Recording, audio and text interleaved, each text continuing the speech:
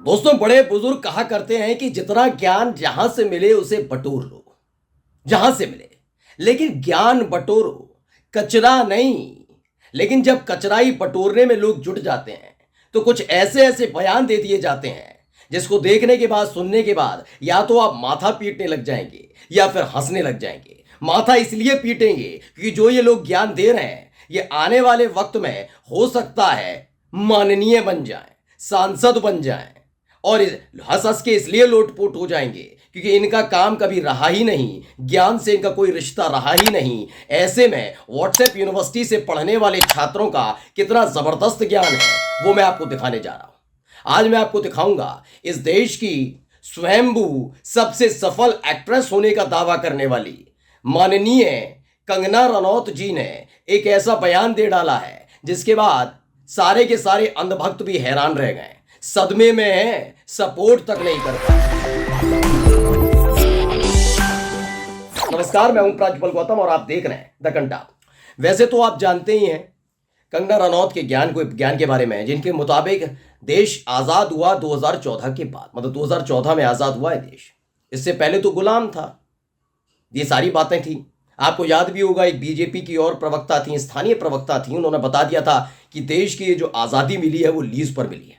यानी बीजेपी से जुड़े हुए नेताओं के यही बयान निकलकर सामने आते हैं, जिसके बाद सिर खुजाने का मन करता है कि इनसे क्या कहा जाए और कैसे निपटा जाए। और कंगना रनौत के लिए तो अब प्रसिद्ध भी हो गया है कि उन्होंने जब जब मुंह खोला तब तब ऐसा ज्ञान परोसा है जिसकी जानकारी बड़े बड़े इतिहासकारों को छोड़िए, बीजेपी के दिग्गज नेताओं को ही नहीं होगी।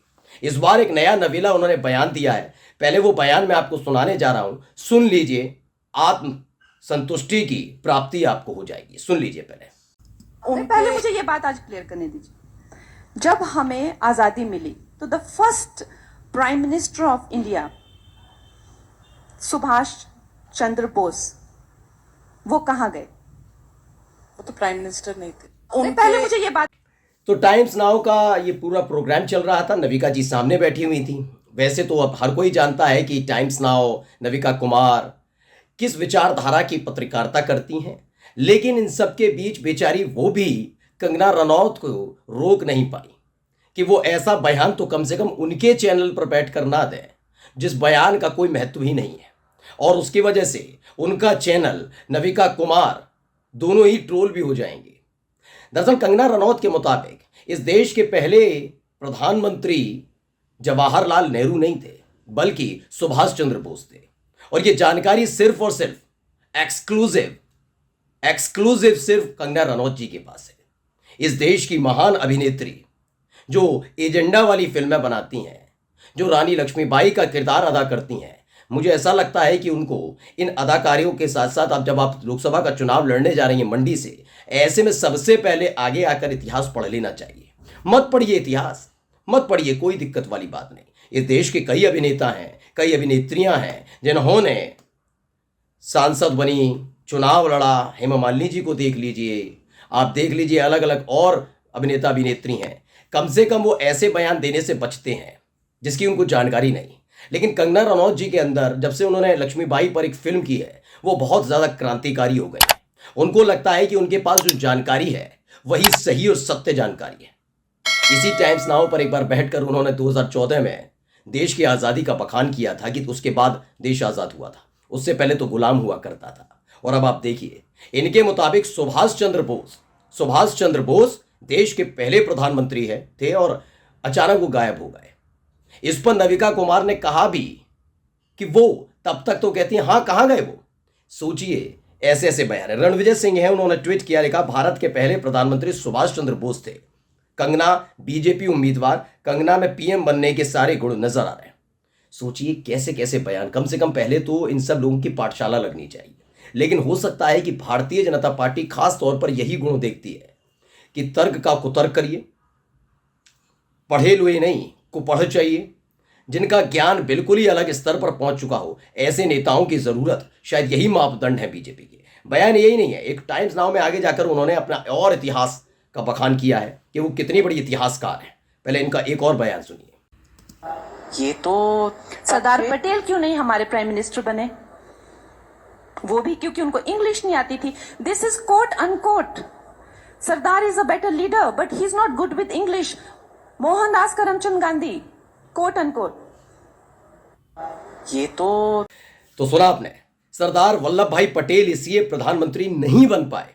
क्यों नहीं बन पाए? क्योंकि उनको अंग्रेजी नहीं आती थी। इन्होंने एक पुस्तक पढ़ी है जिसमें किसी और ने नहीं, हमारे देश के राष्ट्रपिता महात्मा गांधी ने लिखा कि सरदार वल्लभ भाई पटेल में सारे गुण थे प्रधानमंत्री बनने के, लेकिन उनको इंग्लिश नहीं आती थी, इसलिए उनको पीएम नहीं बनाया गया।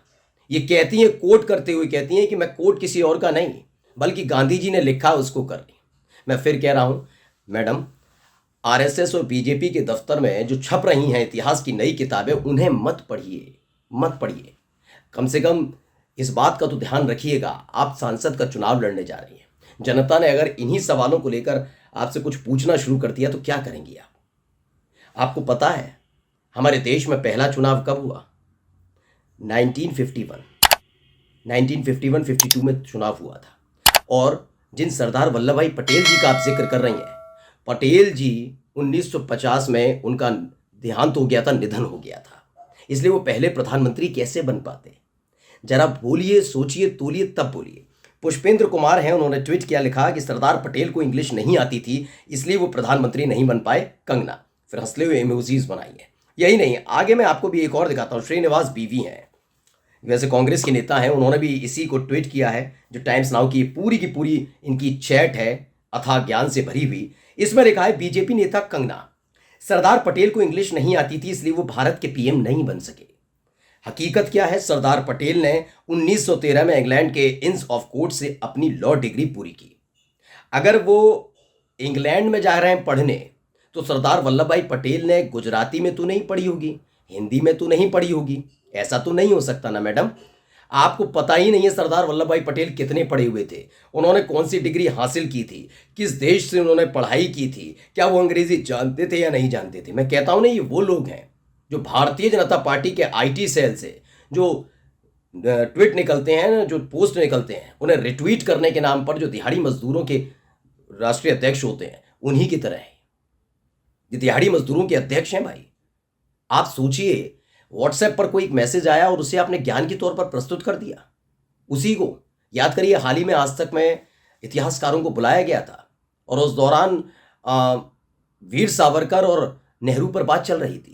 चित्रा त्रिपाठी ने एक व्हाट्सएप का मैसेज पढ़कर बताया कि नेहरू ने माफी मांगी थी। वहां बैठे एक इतिहासकार ने पोल खोल कर रख दी कि चित्रा त्रिपाठी से व्हाट्सएप यूनिवर्सिटी वाले व्हाट्सएप से जो मैसेज आ रहे हैं उनके आधार पर कोट कर रही हैं, वो भी सैटेलाइट चैनल पर बैठकर।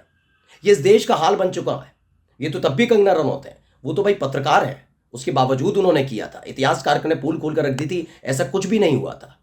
आगे दूसरा पढ़िए, सरदार पटेल की मृत्यु 1950 में हुई। भारत में पहला लोकसभा चुनाव 1951-52 में संपन्न हुआ। ये भाजपाइयों को व्हाट्सएप आते कहां से है, ये समझने वाली बात है। खैर, कंगना रनौत ने एक नया मुद्दा छेड़ दिया है। उन्होंने बता दिया है कि भारतीय जनता पार्टी अपने नेताओं को चुनने के लिए, प्रत्याशियों को चुनने के लिए उनमें क्या गुण देखती है। हो भी सकता है जब रावण और राम का युद्ध हुआ था और रावण को तीर लगा था, यानी राम ने रावण का वध किया था, उस वक्त आखिरी वक्त में राम ने लक्ष्मण को नहीं बल्कि भरत को भेजा था। याद है ये बयान? ये बयान इस देश के गृह मंत्री का है। जी हां, अमित शाह जी ने यह बयान दिया था कि राम ने भरत को भेजा था, जाओ सीख कर आओ रावण के अंदर जो जो गुण हैं। तो आप सोचिए, बीजेपी के नेताओं का ये ज्ञान इतिहास से भरा हुआ है। ये खुद इतिहास है चलता फिरता। नमस्कार।